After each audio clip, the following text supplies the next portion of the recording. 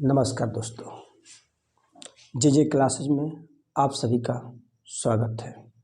दोस्तों, जैसा कि आप जानते हैं कि हम लोग एक मापन का डीपली टॉपिक लेकर चल रहे हैं और इसमें छोटा छोटा पार्ट करके हम लोग मापन लास्ट चैप्टर के लास्ट टॉपिक के कगार पर पहुंच गए हैं। अब हम लोग आज के लास्ट टॉपिक में थ्योरी पढ़ेंगे, उसके बाद से एक और पार्ट हम लोग बनाएंगे जिसमें बहुत सारे इम्पोर्टेंट क्वेश्चन सीखेंगे, कैसे इसको हल करते हैं। लर्न नहीं करेंगे, सीखेंगे, क्योंकि लर्न करने वाली बातें थ्योरेटिकल पोर्शन में है, जिसको हम लोग पढ़े हैं कि माइक्रोन क्या है, एंगस्ट्रॉम क्या है, deca hecto kilo deci centi milli, fermi क्या है, प्रकाश वर्ष क्या है, तमाम बातें हम लोगों ने पढ़ा। आज कुछ छुटी हुई बातें पढ़ेंगे और उसके बाद से नेक्स्ट पार्ट में हम लोग न्यूमेरिकल पढ़ेंगे। इस तरह से हम लोग का मापन खत्म हो जाएगा। तो आइए शुरू करते हैं बचे हुए टॉपिक को। देखिए, हम लोग अब थोड़ा सा जानेंगे कि एक माध्य सौर दिवस क्या होता है। एक माध्य सौर दिवस,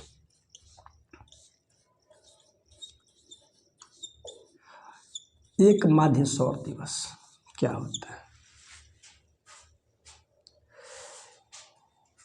एक दिन में सेकेंडों की संख्या को, या ऐसे बोलिए कि आज के दोपहर से आने वाले कल के दोपहर के बीच की अवधि को एक माध्य सौर दिवस कहते हैं।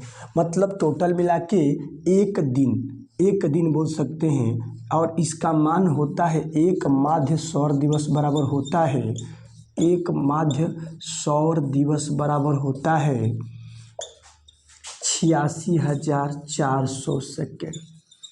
याद रखेंगे, पूछता है कि एक माध्य सौर दिवस में क्या होता है, तो 86,400 सेकेंड। उल्टा भी पूछ सकता है कि एक सेकेंड में कितना माध्य सौर दिवस, तो बताएंगे कि 1/में 86,400 माध्य सौर दिवस। माध्य सौर दिवस ये आता कैसे है, 86,400 सेकेंड कैसे आता है, तो आइए देखते हैं। चूँकि हम जानते हैं कि माध्य सौर दिवस का मान, हम जानते हैं कि माध्य सौर दिवस का कहते हैं एक दिन, और एक दिन में होता है 24 घंटा।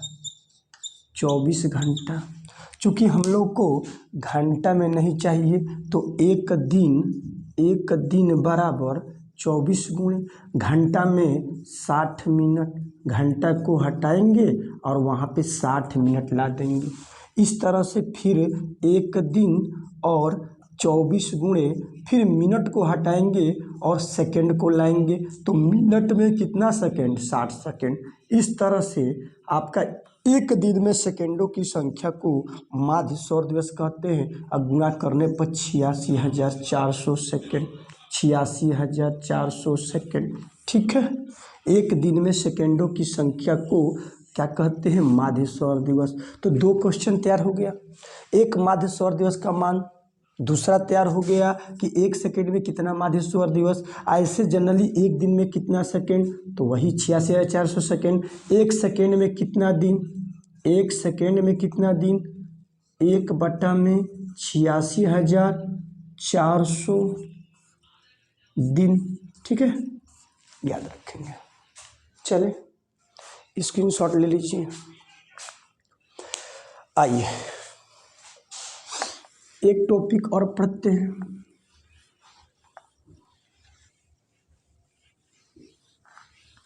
क्या है, अच्छा कुछ बातें समझिए। सबको पता होगा कि एक घंटा बराबर 60 मिनट,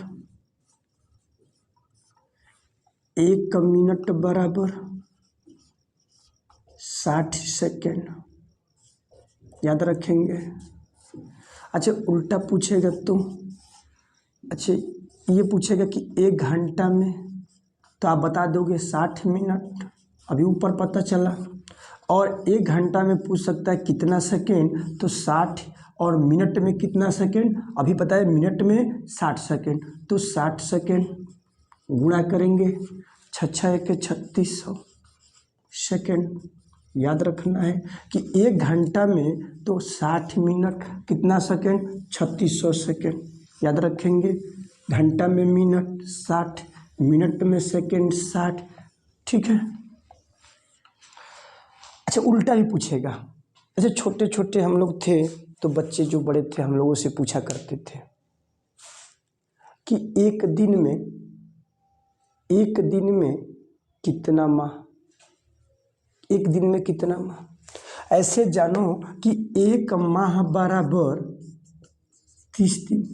ऐसे जनरली 31 भी होता है, 29 भी होता है, लेकिन एवरेज में लिए हैं 30 दिन। तो एक दिन में कितना माह हो जाएगा, 1/30 माह। तो आप पहले अजीब लगता था कि एक दिन में महीना हो जाएगा। क्यों नहीं हो जाएगा। एक वर्ष में 12 माह होता है कि नहीं होता है। तो एक माह में कितना महीना, 1/12 महीना, वर्ष, सॉरी। एक वर्ष में 12 माह, तो एक माह में 1/12, मतलब एक वर्ष के 12वें भाग को एक महीना बोलते हैं। तो आप ऐसे बोल सकते हैं, एक सेकेंड में कितना मिनट, 1/60 मिनट। नहीं, क्योंकि 1 मिनट बराबर 60 सेकेंड। तो 1 सेकेंड में पूछा है तो 60 बटा में आ जाएगा, तो मिनट में आ जाएगा। 1 घंटा बराबर आप जानते हो 60 मिनट है। 1 मिनट में क घंटा, 1 मिनट में क घंटा, तो कितना हो जाएगा, ये बटा में जाएगा, 1/60 घंटा। ठीक है, याद रखेंगे। तो ये हमारी तमाम छोटी मोटी बातें हैं, याद रखेंगे इसको भी। मिनट में घंटा, घंटा में मिनट। ठीक है। अच्छा, 1 सेकेंड में कितना घंटा आ जाएगा, तो 1 सेकेंड में आ जाएगा क्वेश्चन कि 1 सेकेंड में कितना घंटा। तो आपको याद है कि 1 घंटा बराबर 3600 सेकेंड। 1 घंटा बराबर 3600 सेकेंड। तो 1 सेकेंड बराबर कितना हो जाएगा, बटा में आ जाएगा 3600, तो 1/3600 घंटा। याद रखेंगे। चले। अच्छा, 1 वर्ष में कितना सेकेंड, तो 1 वर्ष बराबर 365 दिन यार। ठीक है, लेकिन हमको चाहिए कितना, सेकेंड में चाहिए। तो 1 वर्ष बराबर 365 गुणे दिन में 24 घंटा। अभी घंटे में नहीं चाहिए हमको, तो 365 गुणे 24 गुणे 60 मिनट, ये भी हमको नहीं चाहिए। तो 365 गुणे 24 गुणे 60 गुणे मिनट में 60 सेकेंड। अब जाकर को काम हुआ, यानी 1 वर्ष में इतना सेकेंड गुणा करेंगे तो आ जाएगा 31 53 6000 सेकेंड। पूछ देगा कि 1 वर्ष में कितना सेकेंड।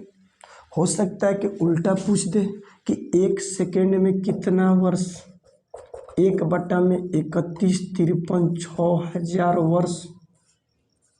ठीक है, 31 53 6000, 31 53 6000 वर्ष।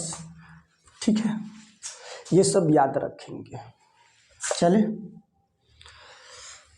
थोड़ा सा और बचा हुआ है, उसको भी थोड़ा देख लें। एक ऑब्जेक्टिव क्वेश्चन पूछता है कभी कभी कि अच्छा, लीटर क्या है बताइए।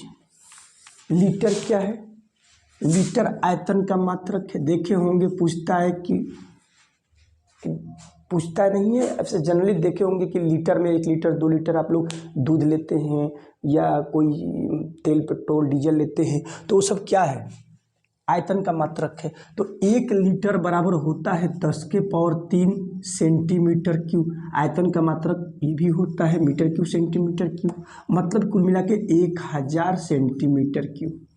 आप देखे अगर होंगे तो लीटर लेते हैं आप लोग तो 1000 सेंटीमीटर क्यूब लिखा होता है। आधे लीटर लेते हैं तो 500 सेंटीमीटर क्यूब। हाफ लीटर लेते हैं तो उस पर लिखा होता है 500 सेंटीमीटर क्यूब लिखा होगा या घन सेंटीमीटर क्यूब, याद रखेंगे। अच्छा मान लीजिए कि 1 लीटर में मीटर क्यूब पूछ दिया तो ये 100 10⁻³ माइनस में हो जाता है मीटर क्यूब। 1 लीटर में मीटर क्यूब पूछेगा तो ये बता, उल्टा पूछ सकता है कि 1 मीटर क्यूब में कितना लीटर, तो 1000 माने 10⁻³ लीटर हो जाएगा, प्लस इधर माइनस से उधर जाएगा तो प्लस हो जाएगा पावर में। तो इस तरह से 1 मीटर क्यूब माने 10⁻³ को 1000 बोलिए, 1000 लीटर बोल सकते हैं। ठीक है, याद रहेगा। चले, तो इस तरह से हम लोग का जितना भी तब थ्योरेटिकल पार्ट था, कोशिश किया गया है एकदम टू दी पॉइंट पढ़ाया जाए और पढ़ाया भी गया। हमको नहीं लगता है कि इससे बाहर से क्वेश्चन कोई आने वाला है। ठीक है, एक छोटा सा क्वेश्चन याद रखिएगा कि वह कौन सा टेम्परेचर है जिस पे जल का घनत्व सबसे अधिक होता है। तो वो क्वेश्चन होगा कि 4 डिग्री सेल्सियस पर जल का घनत्व सबसे अधिक होता है, घनत्व सबसे अधिक होता है। ठीक है, वह कौन सा टेम्परेचर है, तो 4 डिग्री सेल्सियस। ठीक है, माइनस नहीं, 4 डिग्री सेल्सियस प्लस में है, प्लस को पहले लिखे चाहे ना लिखे। अच्छा, घनत्व तो सबसे अधिक होता है, इसका मतलब कि इस पर माने 4 डिग्री सेल्सियस पर जल का आयतन क्या होगा, सबसे कम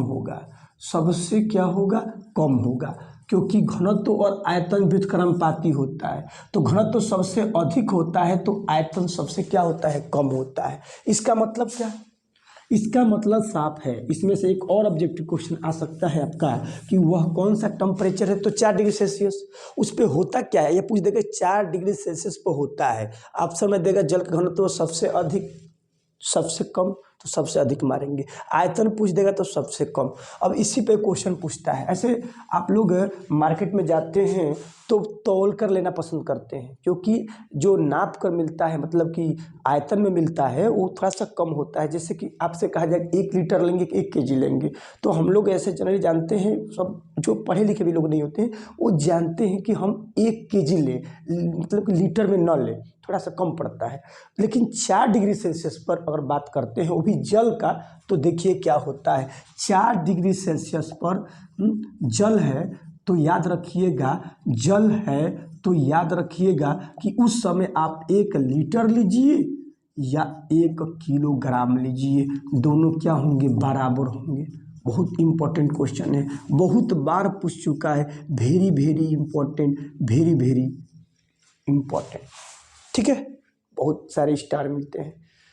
ठीक है, चले, तो इस तरह से हम लोग का जितना भी थ्योरेटिकल पार्ट था, मैंने कोशिश किया कि टू दी पॉइंट पढ़ाया जाए, ताकि मापन नामक चैप्टर का आनंद भी आए और एक भी क्वेश्चन न छूटे, कोशिश किया गया है।